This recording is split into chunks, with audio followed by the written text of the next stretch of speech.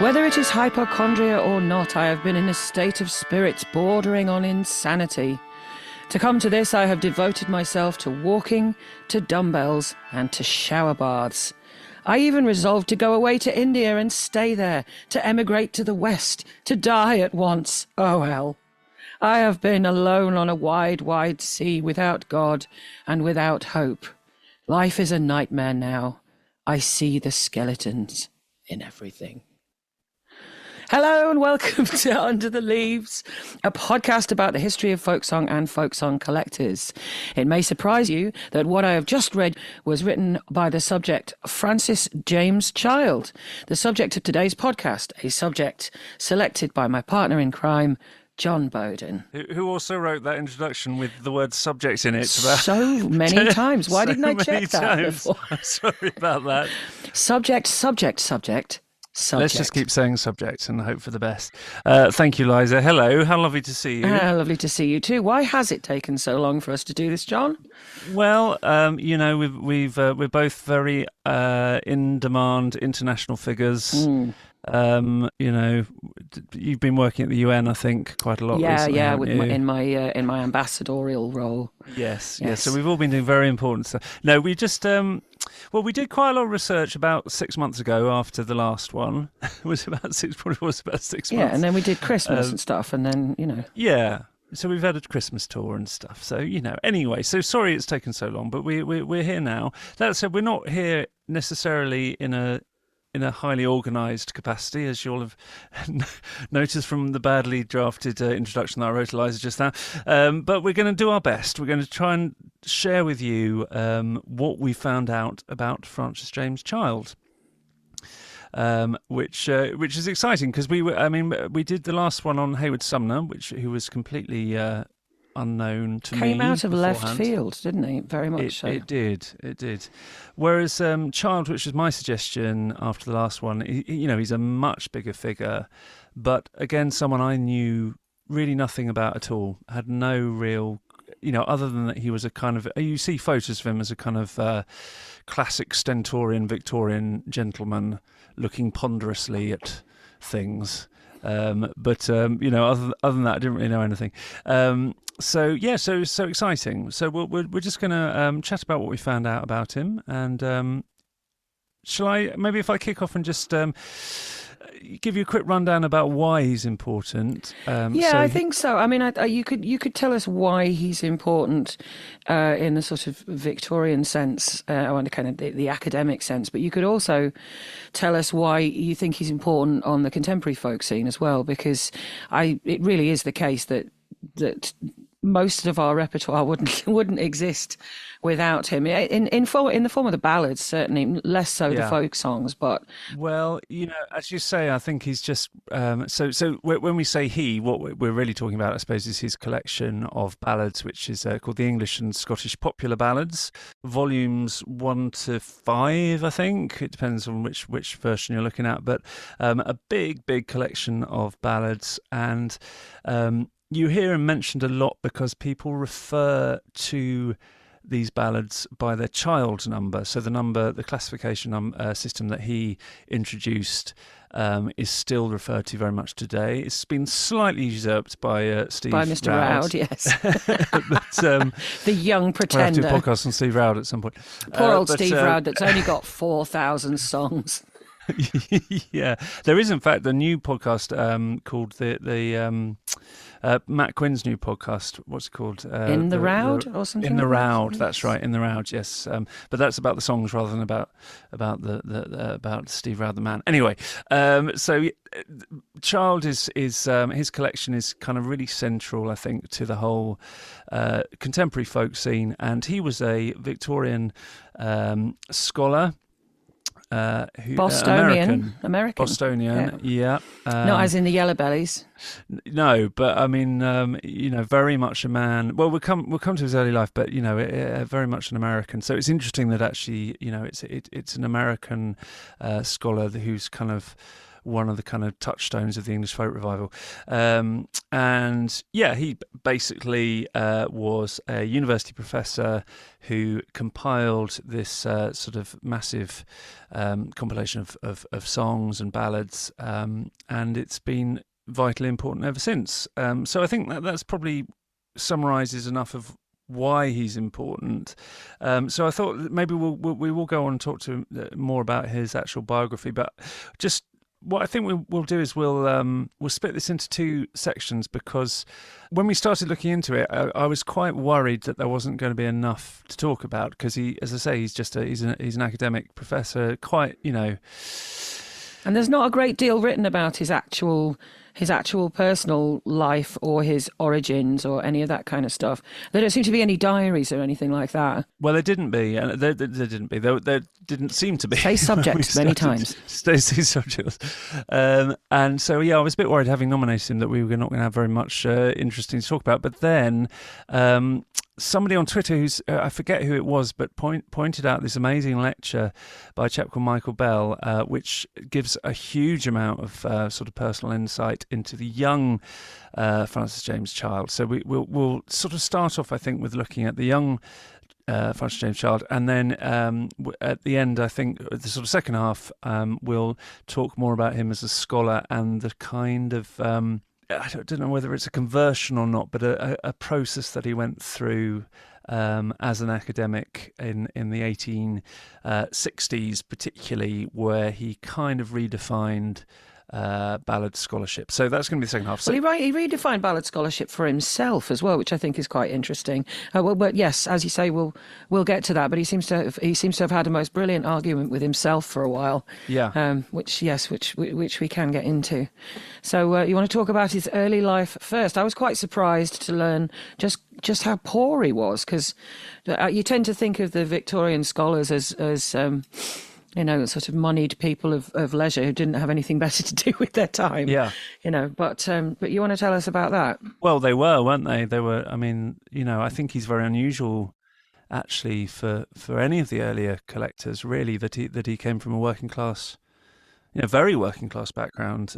His father was a sailmaker, so he was born in 1825, and he grew up really running around the docks of Boston. Do you want to read us that? There's a quote here, isn't there? Yes, I can do that. Yeah.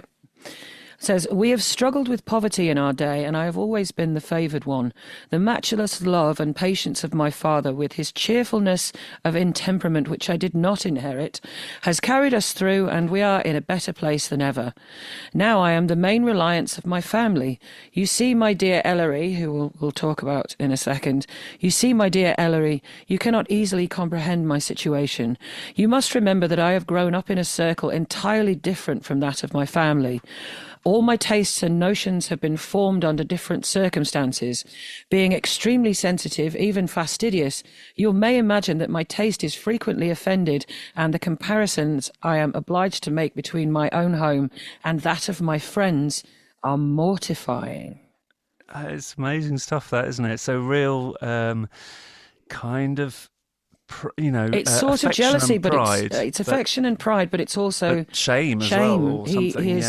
He's clearly running around at university with people who are much higher in the station than he is, and his academic rigor was completely unmatched, I suspect, because he really felt the burden of that, and because he really felt like he had a lot more to prove in that situation, you know, where all of his classmates, all of his friends, and indeed the woman that he would fall in love with, were all of a much, much higher station than him.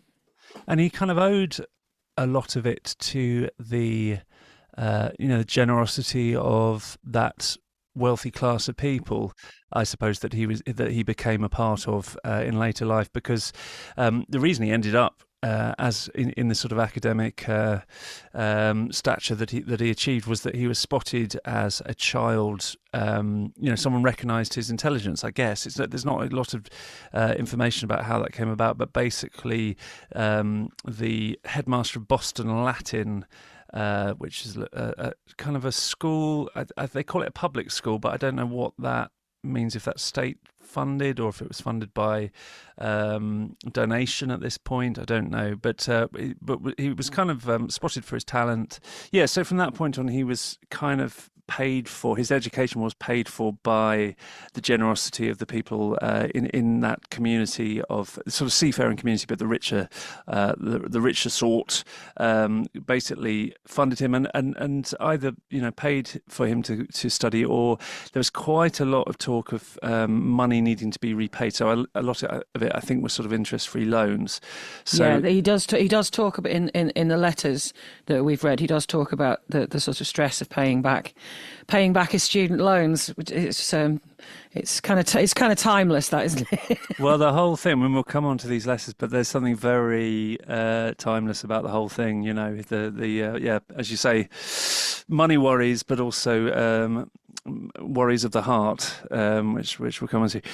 But so he went to Harvard, and he graduated in 1846, and he was top in his class in all subjects, and was chosen class orator by his graduating class of 60, who received his valedictory speech with tumultuous applause. That's a quote, I think, from Wikipedia. So he's basically very, very clever chap. Very, very clever chap. And throughout his time in academia, he seems to excel at doing everything that he's asked to do. Because he...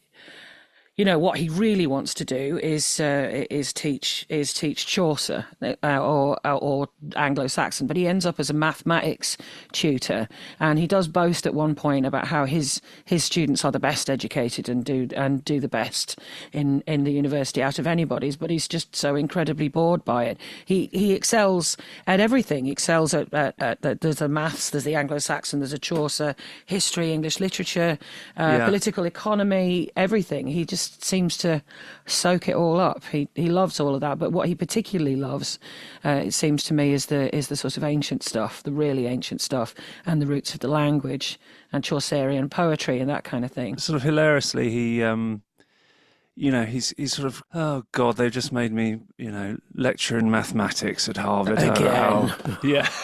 Really? Again, they try to make him do it again, and he goes back to the head of the university and begs him not to do it. He actually manages to persuade him to not make him the head of the mathematics department, which is hilarious. He has a lot of tenacity there as well, I think. Well, yeah. But I mean, and obviously a brilliant mathematician. Else they wouldn't be so desperate to get him to teach it.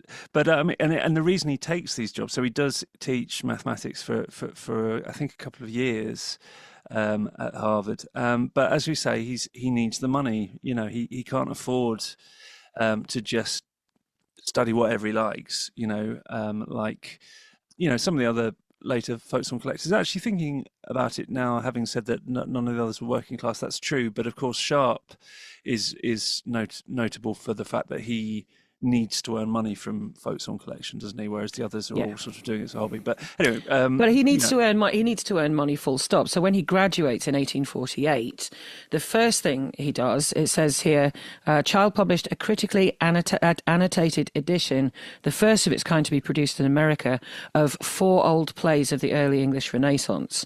I think then, as now, in American universities, I don't know what it's like in British universities, but then, as now, being published is a big thing. Just having something actually doesn't matter, in a sense, what it is. As long as you have something published, then you're sort of one step on the ladder, and you can start to be paid more. And then it's a momentum thing, isn't it? Yeah.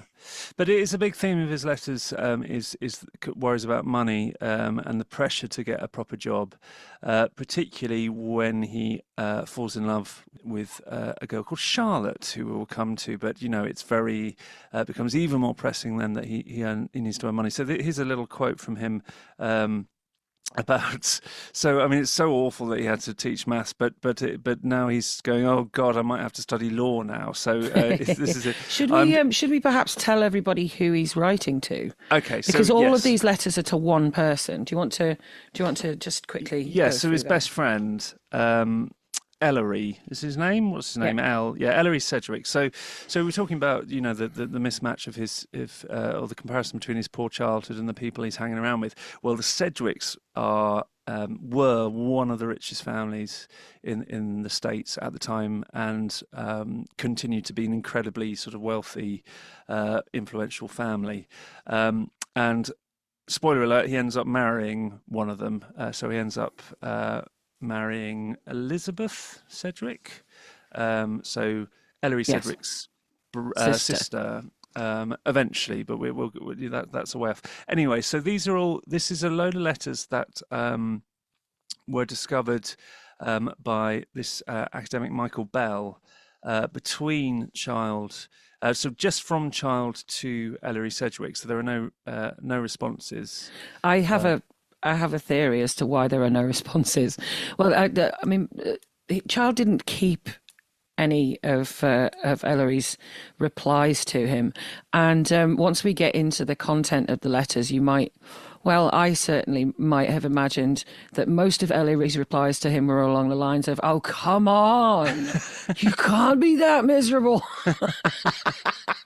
And, "Oh, God, you know what? She's just not that into you." Move on. Yeah. That kind of thing. Yeah, I think you're probably right. I think you're right. Well, we're just really lucky that the ones that that we've got these letters from him at least, because they do give this sort of really interesting insight. So we'll come on to how many letters is it? Something like 400 letters or something. It's a lot, mostly from him as a young man. And so we'll come on in a bit to his sort of love letters, or they're not love letters; they're letters about love. But this is just this is him talking about money. I am driven to the consideration of the advice of many friends to study law. There is no escaping the argument that if my own hope fails, my one of obtaining Edward Channing's place, I am forever stripped of my chance of a comfortable future. Very reluctantly, I'm obliged to acknowledge the wisdom of at least providing an alternative. Still, my soul sickens at the thought of law. So there we go. And then a bit later on, he's also someone saying, "Oh, you should study theology." So what does he say about that? He says, I had no objection to pursue theological studies. The doctor openly recommended me to theology. He thought I should do right to begin the study in my present state of mind. I must have some profession. I must have some profession. Yeah. And then it says, but then what he really wanted to do was study Anglo-Saxon. Yes. And he says, Mr. Longfellow has suggested for me to take a small class of seniors in Anglo-Saxon. He, the president, had thought on the matter and would like to know if I'd be willing to set down in the new catalogue as instructor in Anglo-Saxon in the Lawrence Scientific School. After some talk on the language and books I've used, we separated. The president concluding with, "Well, I'll tell you the corporation that they must appoint you Anglo-Saxon professor. Happy with the new possibility, yet resigned to necessity." Oh, yeah. You see, not much cheers him up, it has to be said. No. Everybody thinks I am a fool to give up my chance of succeeding Benny. They won't persuade me to be a mathematician. They won't. They can't make me do it. Don't make me do maths. For all they say of very little done to bring the old forms of English into knowledge, if not vogue, and to put piling into offence around our fine native speech will be more to my satisfaction than 100 predictions of comets and calculations of invisible planets. Eventually he gets his wish and becomes an English tutor. Oh, thank God. So they finally let him do it, and they appoint him. So he teaches Anglo-Saxon, and then very quickly he becomes a very distinguished English professor. We will talk about that in a bit. But let's just quickly talk about this love affair. So I would recommend looking up this YouTube lecture that we found, because that's very much more focused on this really torrid sort of love affair, isn't it? It's very it's very kisses in dark corners and lots of fevered sighing and yes, laying their heads in each other's laps and stuff. And well, it's very Victorian novel, isn't it? It's very melodramatic. Yes. I mean, it's very much the hero as art in a way. He's definitely trying to ennoble his what is essentially a, first love, very, very, well, it's kind of a very, very obvious love affair. It was never going to work out. She was much better than him. Better off, yeah. Well, she was, yeah. So it's Charlotte Everett, and her father was Charles' boss, basically. I think, wasn't he? He was Yes. in charge of the university or something. And they basically fall in love, and the father doesn't approve, and yeah, it's just I don't know. It's quite an interesting. I mean, as I say, maybe listen to the whole thing. Let me just pick out a little bit at the end. So eventually, it's not going to work, and he goes off to Europe. He goes to Berlin, doesn't he? Yeah. And basically, as soon as he goes away, this sort of very devoted relationship that he thought, she immediately moves moves on. Yeah, she's like, oh, sorry, I got engaged, and it's like in the paper and stuff. Because he's had people reporting back to him that apparently she'd been flirting, which he wasn't very pleased about that. One of the things that I love, the way he talks about Charlotte, or Charlie as she ends up being called. One of the ways that he talks about her is he says she's very docile in being told her flaws. I mean, that's always what I look for in a woman. Yeah, that's right. It's like, you're rubbish. You are okay. I'm sorry. You're so great. But then later on, when he's talking about her, when she finally does get engaged to this other person, he's like, well, her flaws are much worse than I thought. Yeah, as it turns out. Yeah. Well, here we are. So Elle, today is an anniversary for me. I have lived a year since I received the letter which shattered all my plans and stifled so many of my hopes. I can say now without tears, though my heart is so much harder than before. But I never would set my eyes for those dead feelings again. Oh. The worst is that I can never love any more. Never again. Never again. You wonder if I have no regret that I ever felt such passion for one who did not deserve it. Yet, I must confess, it is you, only to you. Yes, she did not deserve it. Yet she was loved as the gentlest and truest rarely are, as every young man with a heart loves for the first and only time. She is gone forever from me, and I do not regret the loss any more. See ya. So there's a lot more stuff like that. I mean, that's the end of the affair we've just jumped to, but there's all this sort of early stuff, as you say, sort of furtively cuddling in bushes and that sort of stuff. So, yeah, like the couple on that biscuit tin. Yeah, exactly. Yeah. But like those in the guys. Rose bushes, of course, it being child. We'll talk about roses later on. He's a bit thing for roses. Anyway, so that's kind of takes us to the end of his youth, I suppose, because this is sort of all happening up until he's about 25, and he has this very sort of romantic and traumatic love affair, and then after that, it kind of he basically becomes quite boring after that. I think, he gets his post, he settles down, he marries Elizabeth. I wonder if Ellery ever wondered if he settled. It seems, having complained at length in 400 odd letters about this Charlotte character, it's like, oh, well, you know what? Is Elizabeth still free? Yeah, maybe. Well, it was interesting you were saying about, that thing where he says, oh, she takes criticism well. My impression, actually, of Elizabeth Sedgwick is she's she sounds like quite a formidable character, actually, from what little I've read of her. She's she's ends up being quite involved in the anti-slavery movement, and so I suspect she was a bit less willing to sit around and listen to Child's deconstruction of her flaws sedately. It's a more mature relationship then. Exactly. I think leads to She's not a wilting flower. But I think what probably happened with Charlotte is she probably was not willing to cave to familial pressure when Frank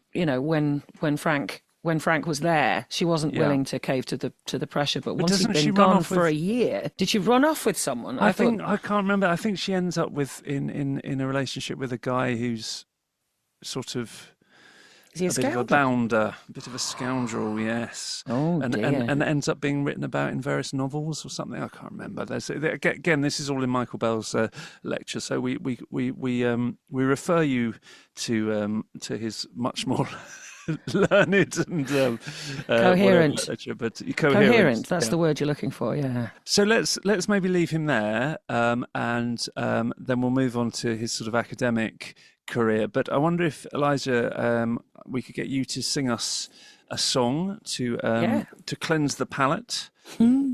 Yes, absolutely. I've, as I say, over the years, recorded quite a few child ballads. Not as many as my daddy, obviously, but one of the first ones that I tackled was Sheath and Knife, which is one of the very early ones, isn't it? It's what did we find out? It was Oh, I can't remember. You told me. Child 16, I think. It's Roud Yes. 3922. But It's Child 16. You're quite right. And I was just looking it up. And we think that this is mostly, well, I think you get your first verse from variant C. So child. you know what? It was 1995. I really don't remember. I can't remember, which was from Johnson's Museum, whatever that is. So that must just be some fragments that were in a museum. But then I think the bulk of it is from a manuscript called the Motherwell manuscript, and that's from the recitation of a Mrs. King, Kilbarchan Parish in 1825. Right. There we go. I'm not sure what level this mic's going to be at if I start singing now, so I might move it away a little bit.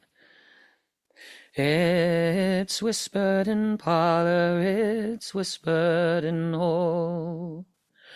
Oh, the bloom blooms bonny, the brum blooms fair.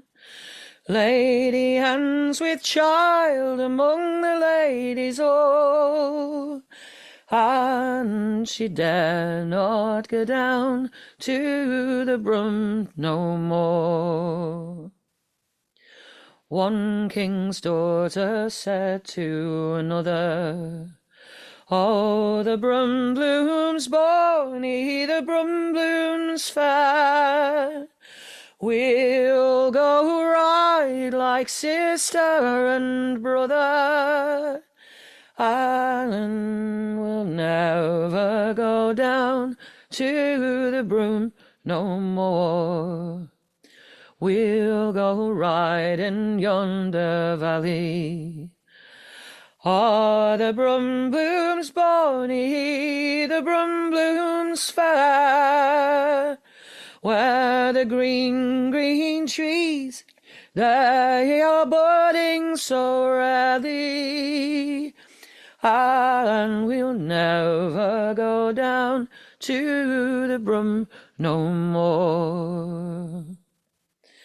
With hawk and hound we'll hunt so early.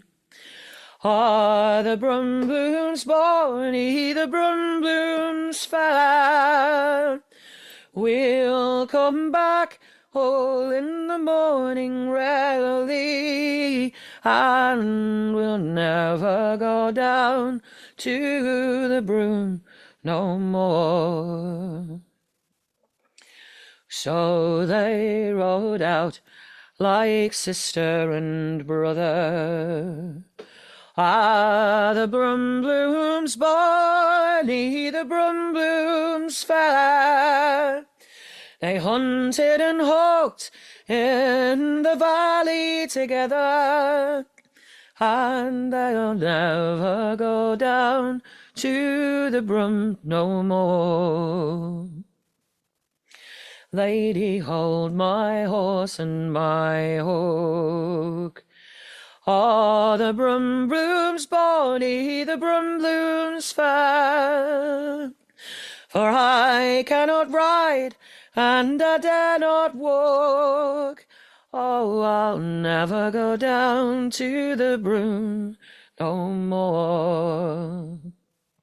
But set me down by the root of this tree. Oh, the brum blooms bonny, the brum blooms fair, that have I dreamt that my last bed shall be, and I'll never go down to the broom no more. Bonny lady and sat down by the tree.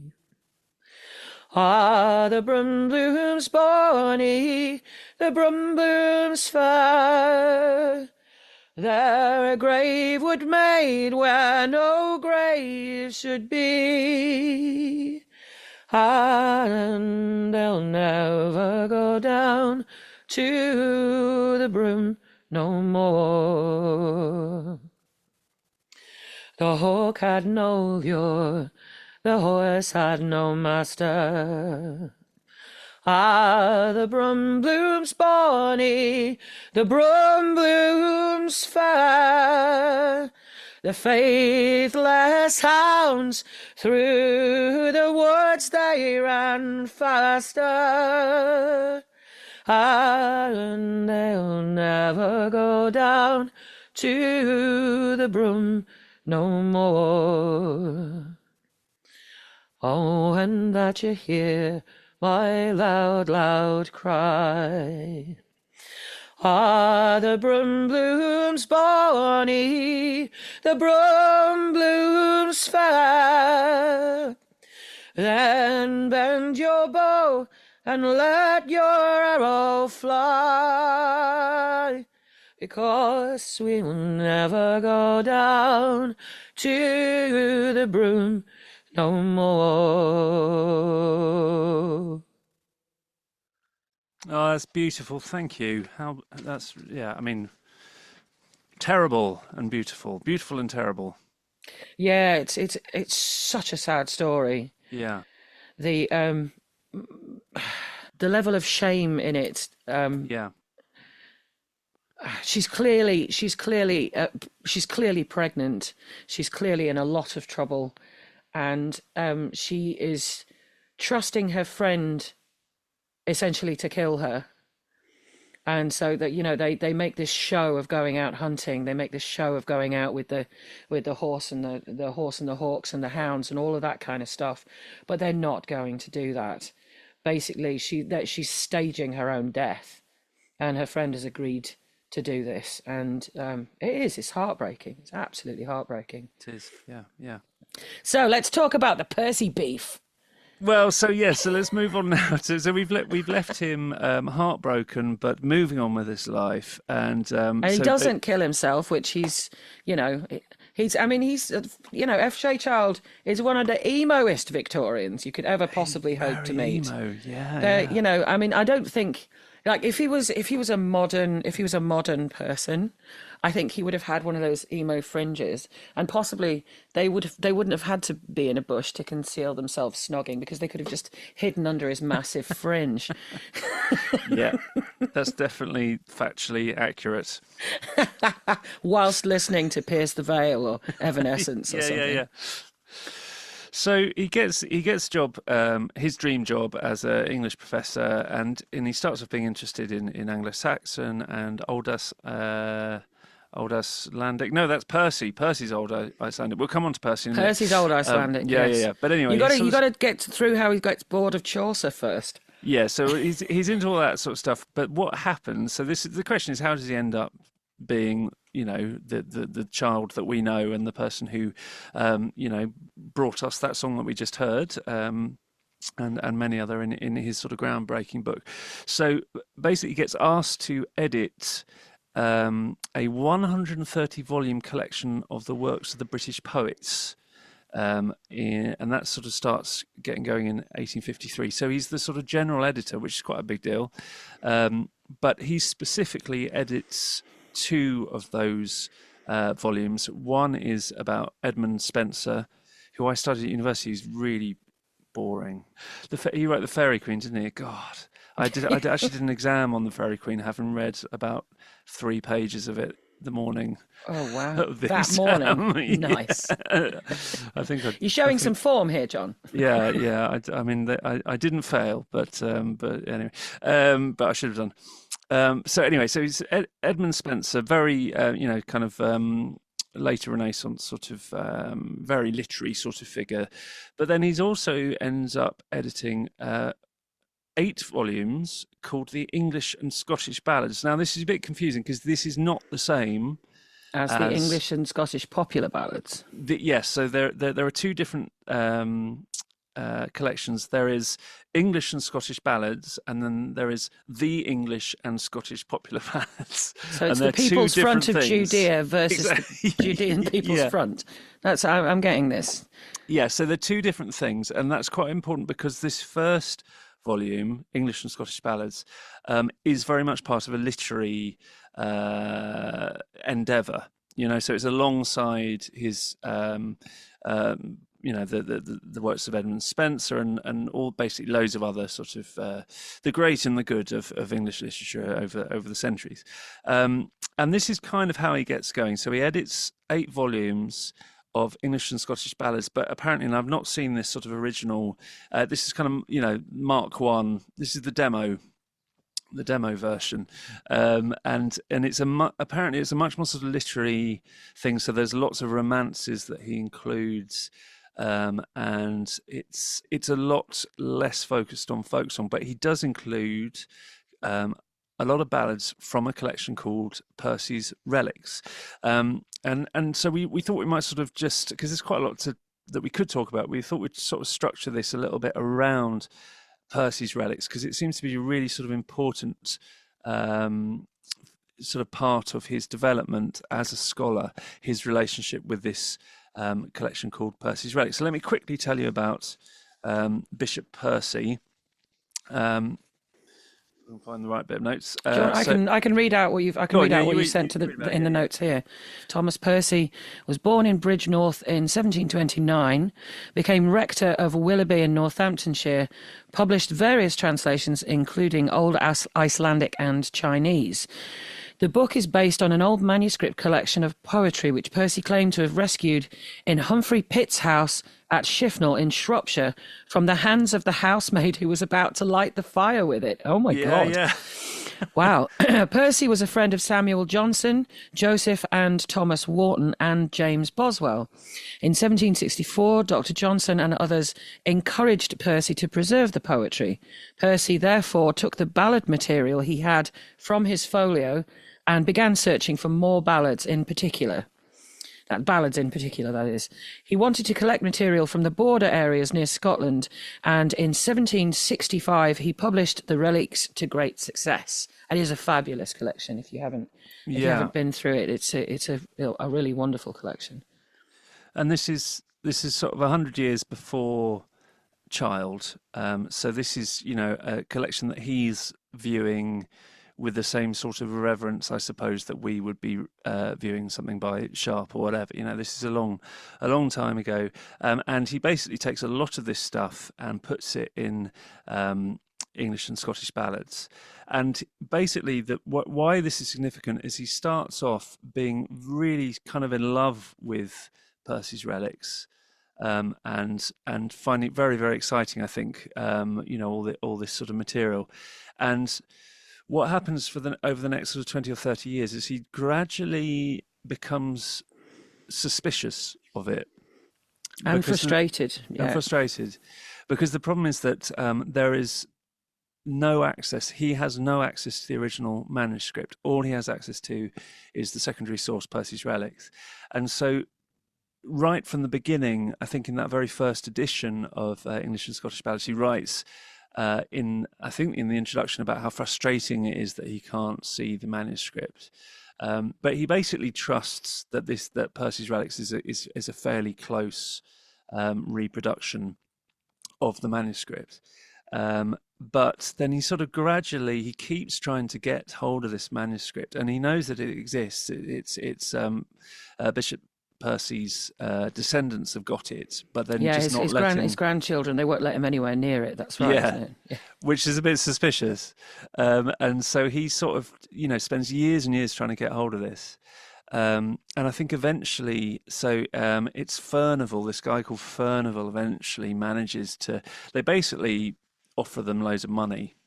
And I think I'm right, I can't remember where I read it, but I think the Child puts up quite a lot of money for this as well.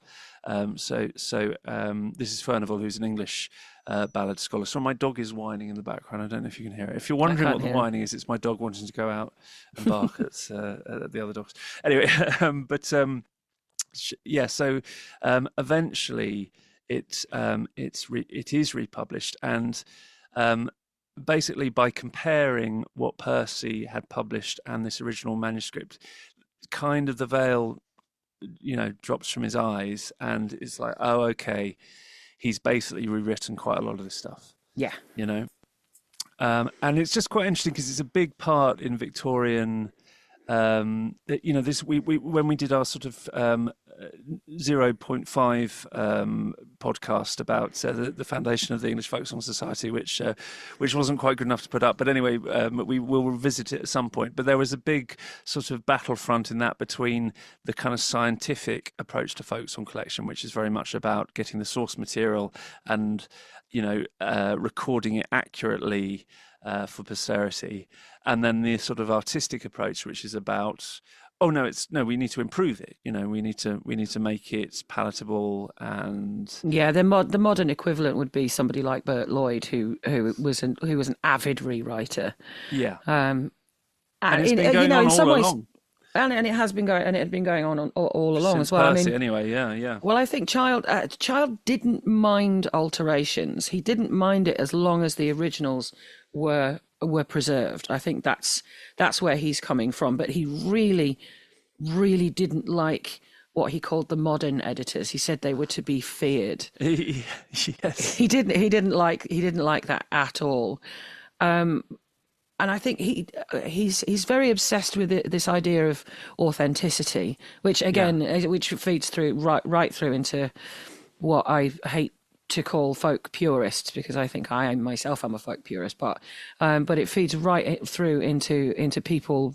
Let's call them gatekeepers instead these days, who think that you shouldn't, that there's only sort of one right kind of music to classify in a certain way. That's what I'm trying to get at.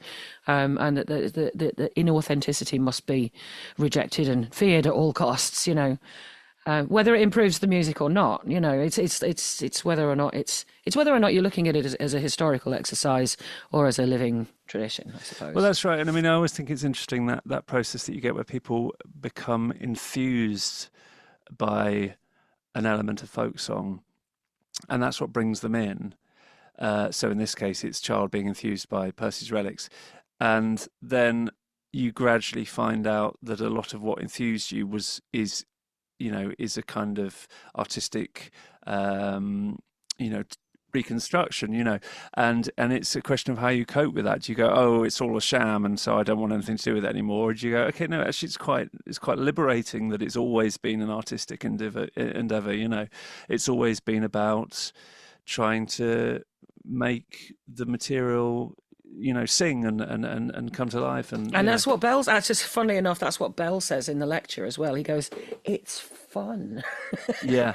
And it is. It's fun, and I agree with Child in lots of ways. I think the worst thing you can do to any of this stuff is not engage with it at all. Yeah. And everybody engaging with it differently and having wild conversations about it is certainly, is forming the basis of a new tradition for me, which I think is fun. Yeah. No, I think it's great, and I mean, so basically, what he does is he kind of becomes much more scientific in it, and whether or not we sort of, you take that scientific approach as you say, a kind of gatekeeper approach. I think really with Child, it's more a documenting approach and a way of actually, a zeal. He was never going to do the Cambridge Folk Festival, was he? No, no. But it's a kind of zeal to preserve it, and he basically rejects his former, his first attempt at this collection, English and Scottish ballads, and he embarks on this massive project, the English and Scottish popular ballads, and he spends several decades working on this, and brings all this material together. And he doesn't do any direct folk song collecting himself. Like he doesn't go out into the field and write stuff down. But what he does do is he writes loads of letters. So I mean, when you read the introductions to the different ballads in the child collection, I mean, it's mind blowing the amount of detail he goes into some of these things. You know, he'll say, "Oh, and there's a Danish folk song where this similar thing happens to this, and then there's a kind of Far Eastern folktale that does this," you know. And it's a fascinating kind of bringing together of a huge amount of academic knowledge, just in his sort of introductions, you know. Yeah, I do. I like the way that he consistently refers to the sort of Scandinavian traditions and the similarities between, but specifically that Danish scholar that he really likes. Grundtvig. Grundtvig, yes, he likes Grundtvig very much. But I like the fact that he's making sort of ethnomusicological and sort of ancient literary connections between the Northern European traditions, which is something that I don't think many of the Victorian collectors talked about very much. I mean, we certainly don't have an equivalent of the sagas, but some of the really big ballads, you know, they get close. Yeah. You know, by bringing it all together, I think he just did such a massive service to the preservation of folk music as a genre, because it's, you know, it was all there in lots of different sort of bits of libraries and collections and museums, as we mentioned, all that sort of thing. And he's just brought it all together in this incredibly sort of kind of user-friendly form, because it, you know, you'll go to one child number and it will have 5 or 6 different versions that, as a performer, you can go in and you can cherry pick the best verses and muck about with it and all that sort of stuff. One thing we should say is there are no tunes in Child, which is a bit of a shame. But there's the companion Bronson, wasn't it, who came along and put down a lot of tunes. So that's really expensive if you want to buy Bronson, isn't it? Have you got Bronson? It's like thousands of pounds to get the original. Yeah. But we don't have a first edition or anything. We've got it. I think we've got it printed on Isowl or something like that. Okay, yeah. Listen, we're nearly up to an hour, so we should probably stop there. So that was a very sort of unstructured sort of zip through the life of Child, Francis James Child, so I should just say that the two things that we're really taking from there, one is this lecture on YouTube by Michael Bell, and it's got, can you remember what it's called? My Secret Autobiography, I think it's called. My Secret Autobiography, something like that, yeah. And then the other thing, speaking of expensive, this is I spent a lot of money on this. This is an academic. Was it 50p in the Oxfam? No, it was about 50 quid, Liza. It was. Look at that. This is this problem when you get into academic books is they cost an absolute fortune. But anyway, so this is by E. David Gregory. It's worth every penny, I should say. And it's called Victorian Song Hunters: The Recovery and Editing of English Vernacular Ballads and Folk Lyrics by E. David Gregory. So that was a plug for the two sources that we've ripped off for this podcast. So we'll finish. I'm gonna have a go at a child ballad to finish off. Any closing thoughts, Eliza? I did have some thoughts about the whole authenticity discussion, and that just Francis Child's dislike of broadside ballads and things like that. But I think we'd just go way over the hour if we got started into it. Yeah, so, he did not like broadsides, did he? He did not like them. He described them as filth and God knows what else. He really... He'd have got on with Sharp. And there were some other interesting things. He did come to England once, and we were, because Eliza, your suggestion for the last podcast was to do Sabine Baring-Gould, wasn't it? And he did. We do know that he corresponded with Baring-Gould. But we did. The werewolf. We were hoping to find that they'd sort of hung out in the pub and there was a record of it, but sadly not. But anyway, so thanks, Liza. Thanks, everyone. So I should say that we've been joined by our subscribers. So thanks to all of you for coming along. Thanks to everyone for listening. And I'll finish off with Child Morris. So this is. what number was it? 80 something. And it's Something like that. Something like that. And again, it's from the Motherwell manuscript, and it was written down, I think, in Aberdeenshire in the 1820s. And your dad does this one, but he does Bill Norrie is his version, isn't it? Yes. And it's quite a rip-roaring tale, this one, full of extreme stupidity, I think, from quite a few of the characters, leading to some pretty gruesome results. So I'll try and get through this to finish off. But thanks everyone for listening. And should we nominate our next podcast? Have you any? Oh my thoughts? God! Well, I think I might nominate Lucy Broadwood. That's my nomination. Oh, that's interesting. Okay. Who, No, I have no ideas yet. I shall come up with my. I shall come out fighting with my we'll choice on Twitter. Yeah. Okay, here we go. Child Morris.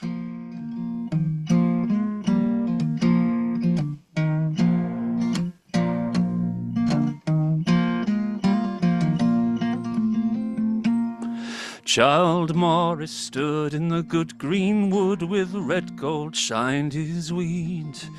By him stood the little page boy, dressing a milk-white steed. I fear for you, my master, your fame it waxes wide. It is not for your rich, rich gold, nor for your mickle pride, but all is for another lord's lady that lives on the either side. Oh, here's to you, my bonny wee boy, that I pay meat and fee. Run you an errand to the either side, and run straight home to me. If you make me this errand run, it's all against my will. If you make me this errand run, I shall do your errand ill. I fear no ill of you, bonny boy, I fear no ill of you. I fear no ill of my bonny boy, for a good bonny boy are you. Take you here this green mantle, it's all lined with the fleece, and bid her come to the good green wood for to talk to Child Morris. And take you here this shirt of silk, her own hand sewed the sleeve. Bid her come to the good green wood, and ask not Bernard's leave. But when he got to the castle wall, they were playing at the ball. 24 ladies gay looked over the castle wall. God make you safe, you ladies all, God make you safe and sure. But Bernard's a lady among you all, my errand is to her.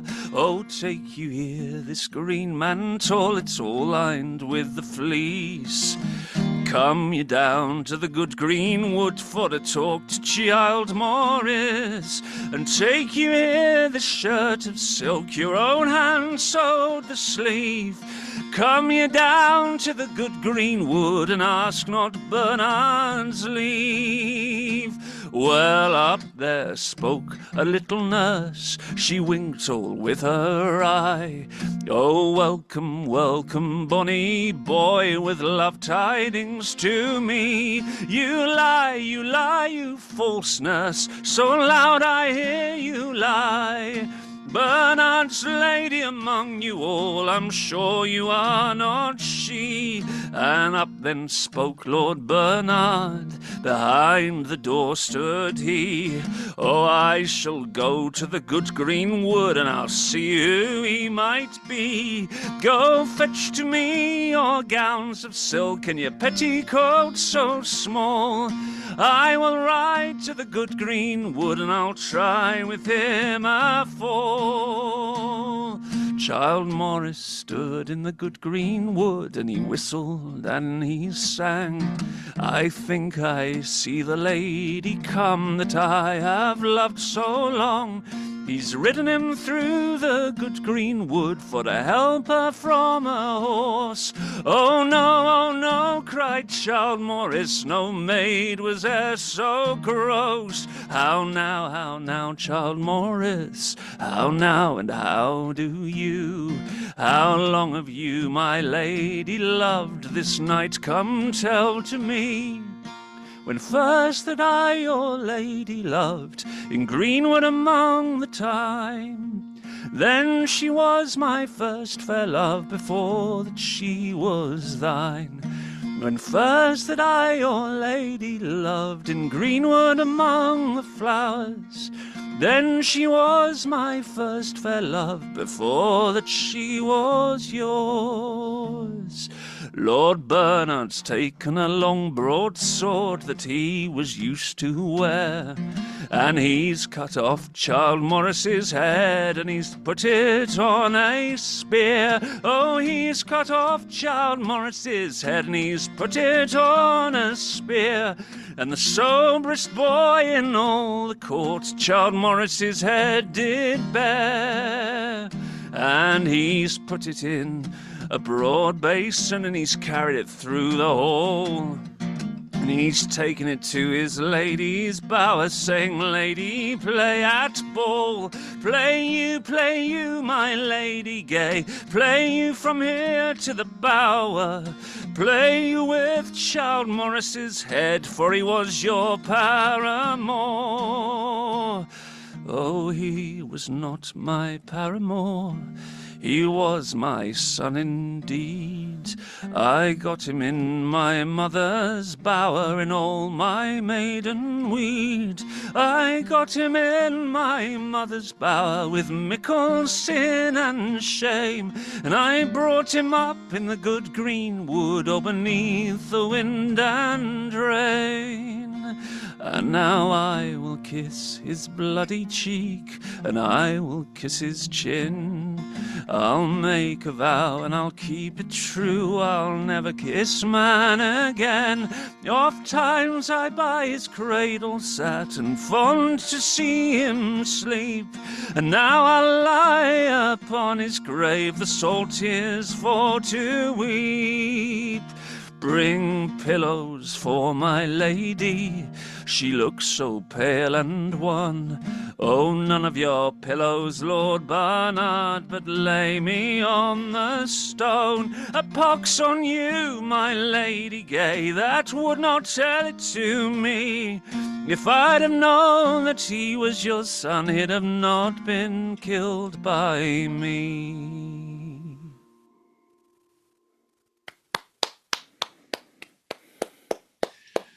Yeah, I mean, she could have said something, and he could have said something. Do you know what I mean? Yeah, but I mean, there are so many ballads about how people said something and then they got their heads chopped off, or they got pushed in the river. You know. Yeah, I suppose there wouldn't have been a ballad written about it if it just said, "Yeah, actually, I'm a son." Fair enough. All right. Well, thanks, Liza. Thanks, everyone, and we'll see you at the next one. Thanks, everyone. Take care. Thank you for listening to Under the Leaves with Eliza Carthy and Jon Boden. To take part in the live Zoom recordings, for early access to new episodes, and to be a part of the Under the Leaves online community, please sign up at undertheleaves.co.uk.